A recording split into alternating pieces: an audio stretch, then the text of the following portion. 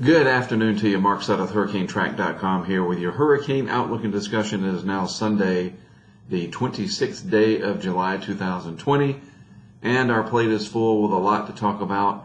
I'm still on the road, still in the southwest United States, finishing up my trip out here.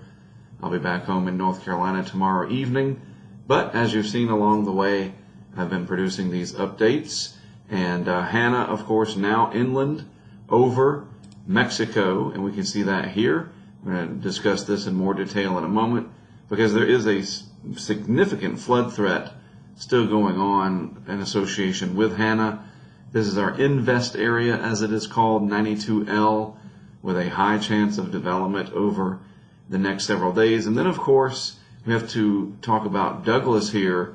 Dangerous hurricane, 90 miles per hour, closing in on Hawaii, and hurricane warnings issued for that area. That's a rare thing to see. So let's just jump right in and start off with Hanna, the remnants of Hanna here. Still a tropical storm over northeastern Mexico. The threat of heavy rain and even some tornadic thunderstorms from time to time over parts of South Texas, where this made landfall basically in the King Ranch area down here yesterday. A very quickly intensifying hurricane. Some of the models picked up on that, others did not. The GFS was abysmal. Even though it's not really an intensity model, it had to play catch up. And we're going to talk about that more as time permits in the coming week or so. I'm going to do another one of these Hurricane U educational episodes where we dig deep into a certain topic. And I'm actually going to try to put together a panel of 2 or 3 different experts, and then I'm going to moderate that panel. We'll probably use Zoom or something to do it. And we're going to talk about intensity forecasting. So stay tuned to that. It's going to be a very important, educational, almost like something you would get at a conference. So the flood threat will continue with this system, and we can see that if we go to the weather.gov homepage. Should have pulled it up earlier. Sorry about that. Here it is in deep South Texas still with the flood issues. That's the green. The yellow area is a tornado watch because some of these spiral bands that are moving on shore do have the potential to bring tornadoes from time to time. And those are going to be short-lived, not real easy to get a lot of warning on. But you can see here that unfortunately, we'll go to the standard version of this so I can loop it. Otherwise I have all kinds of like Flash and Java issues or something. But all kinds of flood warnings going on still down here in the McAllen area, down the Rio Grande, and this will continue to be a problem. There's a tornado warning there earlier, north and west of Alice, Texas. Some of these bands here, again, can produce short-lived but destructive tornadoes, so keep your eyes on that. Unfortunately, this is going to take another day throughout the rest of today, Sunday, to get out of the area and allow this region to dry out. I mean, it's a good thing that you get this rainfall down there, but not so good that it's been so destructive, and we've already seen the results of that from social media, especially filtering its way into the national and local media scene. All right, let's move out to the Pacific. Take a look at Hurricane Douglas. Again, a rare situation to have a hurricane coming in to the north of the islands like this. Usually they come in either to the south or maybe they even directly take track towards the big island here, and then the large peaks that we have over here disrupt them, and they usually fall apart very quickly. But this one with Douglas going to come in at a higher latitude, and fortunately the big island here is going to be spared the brunt of the heavy rain. But I'm most concerned about Oahu over here because the core of this could come fairly close to Oahu over time, and we can see that here on the radar imagery. You get some blockage of the radar beam. This is a composite, a nice mosaic that we have, and the heaviest rain is up here. We'll watch this, and by the way, these are very easy to find. These radar animations, you simply, just want to show you this real quick. You go to weather.gov and you click on radar, and then you scroll down, and there's Hawaii right there. It says Puerto Rico sector, but That's just a link. There's the Guam sector as well. But there's Hawaii right there, right above the word national, just so you know. And that's the composite. And to loop it without it causing any browser issues, at least depending on how old your computer is, you click on standard and Hawaii right there, and you click loop. And there you go. And of course, if you've got Radar Scope or another app on your phone, your tablet, whatever the case may be, that's also very helpful. And so the key here is really, yes, there could be some wind damage, but this rainfall over the mountainous terrain of the Hawaiian Islands, that's what concerns me the most, because flooding in the voluminous amounts of water that could come down some of these mountain slopes, there's just not a lot you can do about that if it's coming towards you. So if you're out there, please heed any warnings that you get from your local authorities on the county level and the city level. And if you see flash flooding going on, get out of the way. I mean, I know that sounds like common sense, but don't stand there and film it. Get the heck out of the way. Seriously. If you're dead, that's no good. It goes without saying, right? So please be safe out there. The flood threat from this, I think, is the big story. And you know, we talk about category. Oh, it's a hurricane, it's a tropical storm. What category is it? You know what? What are the hazards? What do I have to worry about? That's what you need to think of all hurricanes and tropical storms in the context of what could impact me. Speaking of impacts, the broader picture here of the Atlantic Basin this early afternoon, still morning out where I am. Here's the large circulation associated with Hanna over Mexico here. Again, just an incredible sequence of events that it went from this sort of innocuous disturbance, and then it turned into this strong hurricane, relatively speaking. I mean, that was stronger than we thought. You know, certainly a few days ago it didn't look that way, making landfall there in Texas. This is an interesting feature off the coast of Florida that we have to watch, especially with the water temperatures being very warm. This might try to bundle some of the energy a little bit better associated with it and move kind of up off the coast like that, maybe increasing some showers and storms along the coast. Been seeing reports of some water spouts in the offshore waters off of Hilton Head and vicinity, so you never know. Small craft, small boating interest, just take heed about that in that region. The leftovers of a Gonzalo over here, still trying to hold on, but the energy is stretched out. And when the energy is stretched out like taffy being pulled apart, it doesn't work. All right, you got to bundle that energy in the tropics. When you bundle that energy together, what we call the conservation of angular momentum, you get into the physics of it and the mathematics, which we're not going to go into today very much. But that bundling of the energy is what gets these systems going, not when it stretches out. And we can see this very easily on the vorticity chart of how the energy starts to get bundled. There's Hanna. Here's a little bit of energy trying to bundle a little bit off the coast of Florida. And then over here along the north coast of South America, really, that's where the most vorticity or energy is with the leftovers of Gonzalo. So that's a no-go. That's not going to work. But this is 92L, and this is going to eventually be a player. Most of the energy associated with it a little bit farther to the south. Then you would think, I mean, looking at the satellite picture, let's just go back to the larger picture. You see a lot of energy and clouds up here, not much convection, but the most spin is a little bit farther to the south. And that is what this graphic helps to show us. Where is the most spin? And it's right there at 10, 11, 12 north, somewhere around there. But the overall package of energy is impressive. And we can see this on this remarkable imagery here. This is the total precipitable water. And this tells us how much total water there is in the atmosphere. And look, there's a few interesting things. This is, of course, Hanna. This is that system, little tropical wave moving up here that I talked about off of Florida. The leftovers of Gonzalo, that's stretched out. But look here, with 92L, very easy to see that counterclockwise turning large envelope of energy pulling in these deep pockets of pink here out of the intertropical convergence zone. Some dry air to the north and to the west, certainly, but not anything to worry about in terms of development in the near term. But this has potential for sure. And there's nobody out there in the middle of the Atlantic Ocean, maybe some ships. Here's the islands over here, the Lesser Antilles, just in case you're wondering.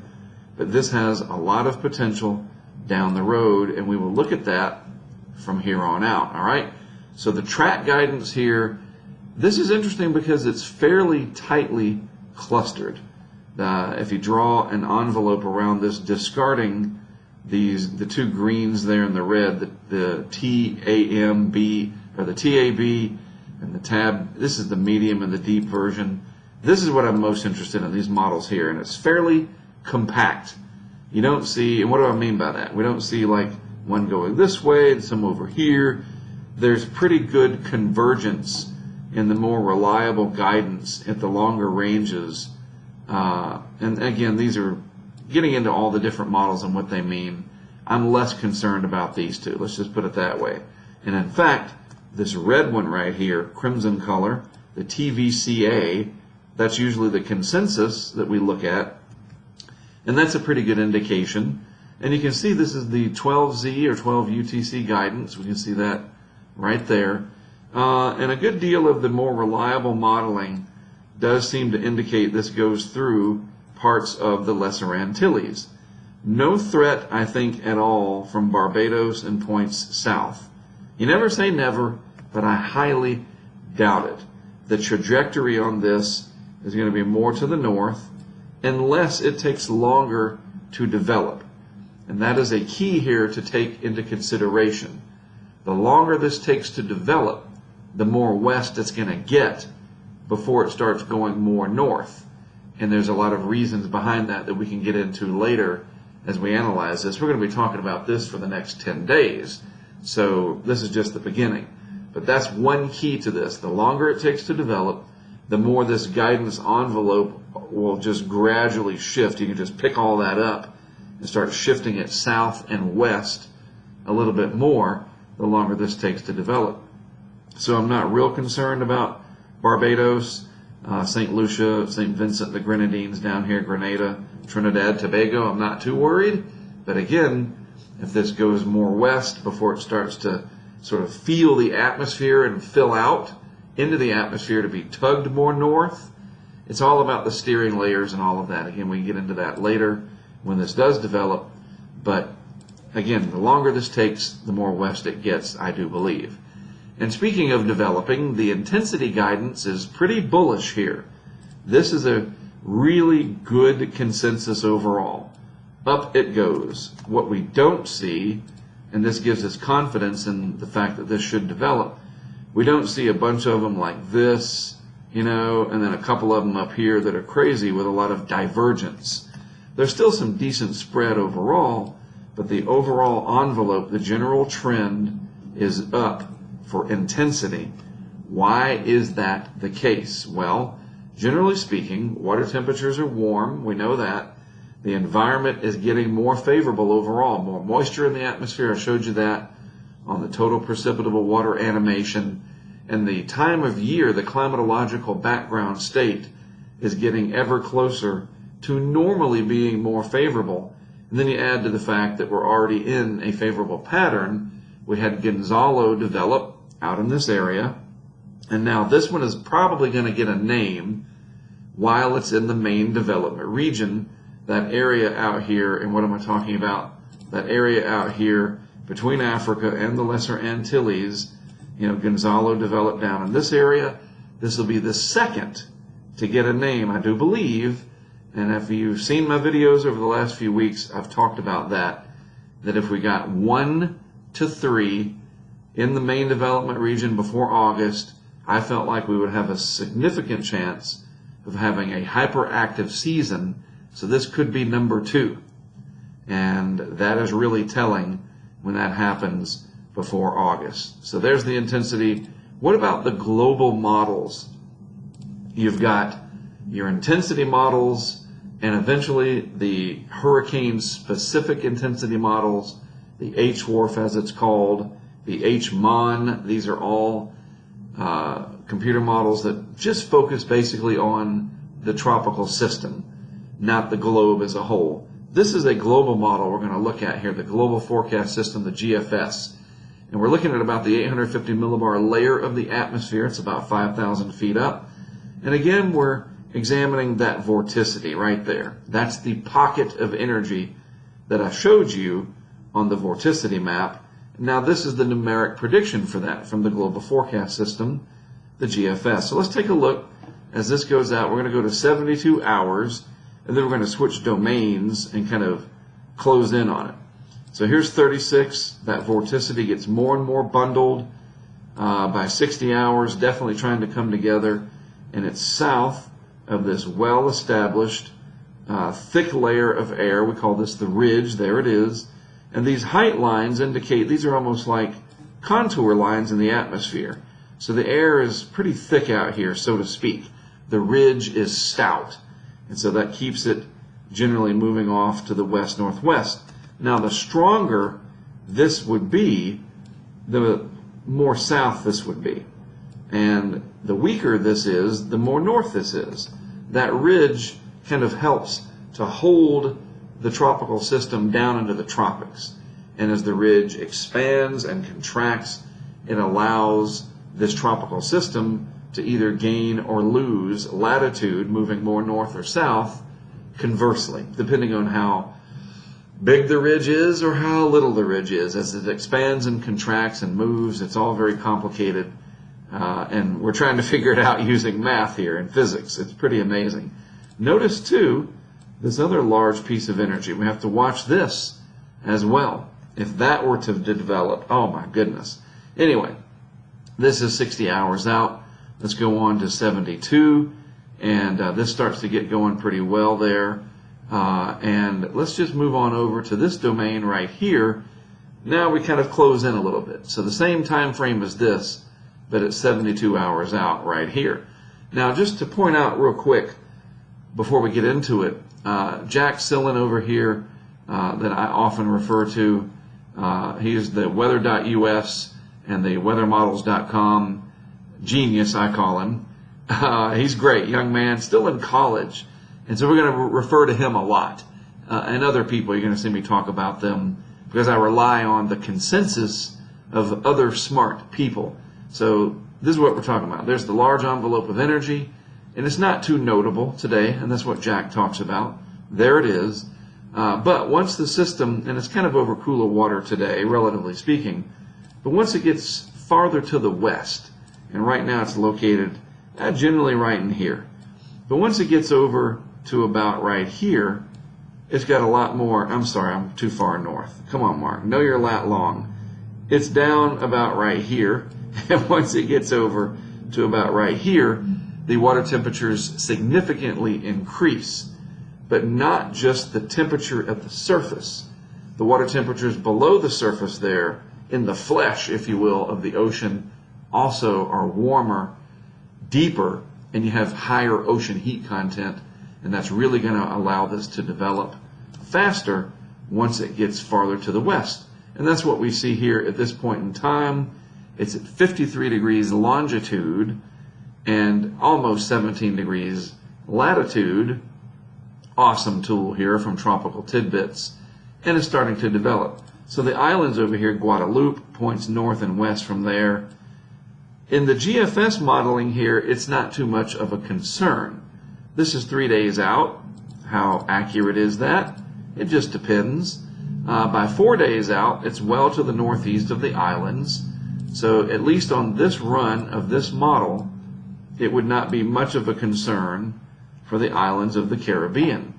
But again, the longer this takes to develop, the more south and west you can paint this picture. And that's the way it is. And it's all about how the ridge and the trough system and all that, it's complicated, like I said, how this interacts with all of that. And you can see there is some troughing right over here, some energy eroding the ridge down just a little bit by day 4. Finally, by day 5, it approaches the southeast Bahamas, There's definitely this weakness over here, not much, but some shortwave energy eroding the western part of the ridge. And if that's not there, if this is not there or it's not prominent, this ridge is stronger and this is farther to the south. And we're only going to be looking out in 5-day increments when we're dealing with something like this. Why? Because that's what makes the most sense. Anything beyond 5 days with a system that a lot of people are going to be talking about, it's irresponsible, in my opinion, to go and speculate using model guidance, because days 6, 7, 8, 9, 10 are just well beyond our scope to really get an idea of track, and certainly not intensity. So I'm going to focus on 5 days at a time. That's just my policy when we have something that looks like it could threaten land. All right, so let's just make that very clear. Speaking of 5 days, let's take a look at what the Euro showed to compare. Now this is last night. This is 12 hours earlier, if you will, but still an idea of what's what. And this is that domain I was talking about, the western part. There's the islands. This is the ridging that I was telling you about. And so let's get it into the shot. 24 hours, 48, 72, there it is. So on the Euro, it's farther to the south. So let's just go back to the GFS real quick and back this up to 72 hours. Not exactly the same time because it's 12 hours different in the initializations, etc. But the difference there in the positioning is notable. All right. So this is the Euro again, 72 hours, 96 hours. And if we move the GFS out to 96 hours, that is quite a difference there. I think we can all agree. And so why the difference? Well, the Euro is weaker, and so it's farther to the south. It's steered more by the trades rather than the deep layer. Again, it's in the how this is all handled with the models and the fluids of the atmosphere, the dynamics of the atmosphere. So that's 96 hours. Finally, at day 5, the Euro starts to strengthen it, and the comparison here gets to be really stark between the two. You see that? So quite a difference. Weaker on the Euro, stronger on the GFS means farther to the north. So if you were to split the difference, yes, it could go right over, something like that. Maybe it's not quite as strong as this and not quite as weak as what the Euro shows. But the bottom line for you and for me and everybody that's watching this, what's the takeaway? First of all, I think it's going to become a named storm. How do you pronounce it? It's spelled I-S-A-I-S, I believe. And I just saw somebody. I'm going to screw this up. It is Isaias or something like that. We'll deal with it later. I was going to call it Isaias, but that's not right. But I had it up on the Hurricane Center site. Let's just look at it real quick because it is going to be important. Right there. I saw it earlier. I do want to talk about this. We go over education stuff here, not just what's happening. There it is. All right. So Isaias, right? Isaias is its name, and it's more of the Argentinian Spanish version of it, I believe. Isaias. Interesting name, but that's how you say it. That's how you spell it. The bottom line is I think this is coming. Isaias. I'm going to have to say it 1,000 times today. Watch it. Don't get worried. Don't panic. And don't look at people posting 10-day. And I know that's easy for me to say. And if you do look at those 10-day outlook graphics from somebody, please understand there's no context usually. And if people are saying, these are only possibilities, take it with a grain of salt, then probably you shouldn't be looking at it. 5 days is enough, trust me. I'll be on top of it. Like I said, I'm finishing up out here in the desert Southwest, project that I've been working on, doing for most of the summer, and it just happened to coincide with a landfall of a hurricane. But like I said yesterday, if there's gonna be one that I miss, it might as well be one that goes into King Ranch in Texas. Wow. What can you say? If you're gonna miss one, that's the one to miss. Anyhow, I'll be back in North Carolina tomorrow night, And I'll be all over this, probably 2 updates per day going forward, starting on Tuesday. And then hopefully, like I said, we can do that Hurricane U, where we talk about intensity guidance with people like hopefully Jack Sillen and Eric Webb, and hopefully another 1 or 2 people. We'll just have to see. All right. You guys have a great rest of your Sunday. As always, thank you for tuning in to catch what I have to say. I am Mark Sudduth, HurricaneTrack.com. I'll be back with more for you tomorrow.